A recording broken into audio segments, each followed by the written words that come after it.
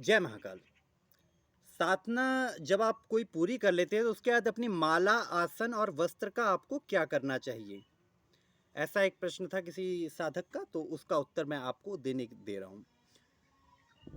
आपकी साधना के बाद जब आप कोई भी मांत्रिक साधना करते हैं तो आपके शरीर की ऊर्जा, आपके मंत्रों की ऊर्जा, जिन बीज मंत्रों का आप जाप करते हैं या जिन अक्षरों को आप बोलते हैं उनका प्रभाव आपकी माला में रह जाता है, आपके वस्त्रों में रह जाता है।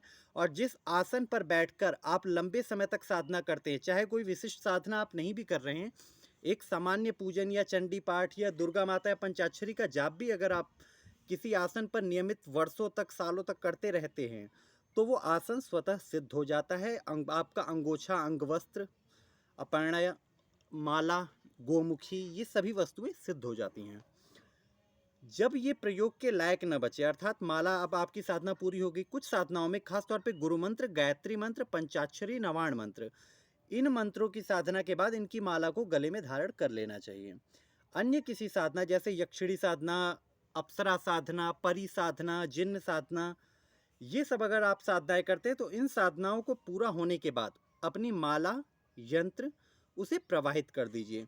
वस्त्र और आसन आपको प्रवाहित करने की जरूरत है, उन्हें आप धो करके पुनः उपयोग में ला सकते हैं।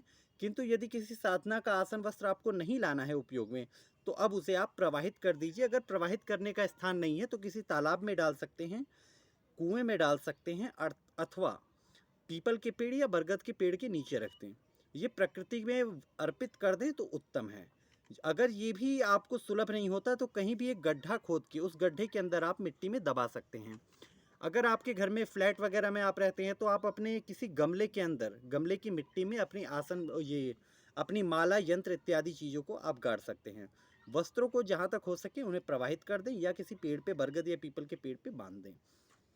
इस प्रकार से आप इनका प्रयोग करें, क्योंकि ये स्वतः सिद्ध होते हैं। इन्हें इधर उधर अगर फेंक दिया जाए तो इनका प्रभाव गलत होता है, आपकी सिद्धियों पे प्रभाव पड़ता है। यहाँ तक कि साधना करने के बाद आपकी दाढ़ी, क्योंकि साधना अवधि में आपकी दाढ़ी बढ़ जाएगी, आपके बाल बढ़ जाएंगे, साधना काल में आप नाखून नहीं काटेंगे तो वो भी बढ़ जाएंगे।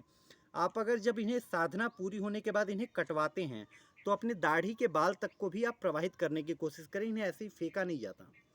अगर आपके बाल बड़े हो गए हैं, साधना पूरी होने के बाद आप अपने बाल कटवा रहे हैं, तो उन बालों को, अगर सारे बाल आप, मैं कहता हूँ नाव की दुकान से लाने में भी आपको अच्छा नहीं लगेगा, शर्म आएगी कि कैसे उठाएं बालों को, अगर आप बताना भी नहीं चाहते तो थोड़े से बाल, 2-4 बाल, उसे उठा लीजिए, अपनी जेब में रख लीजिए, शांति से वहाँ से चुपचाप से निकल जाइए। उसके बाद उन बालों को ले जाके प्रतीक स्वरूप के रूप में किसी शिवाय, किसी सरोवर में, किसी तालाब में, किसी नदी में, समुद्र की, जहाँ पे आपके आसपास जो जगह उपलब्ध है वहाँ उसे प्रवाहित कर दें।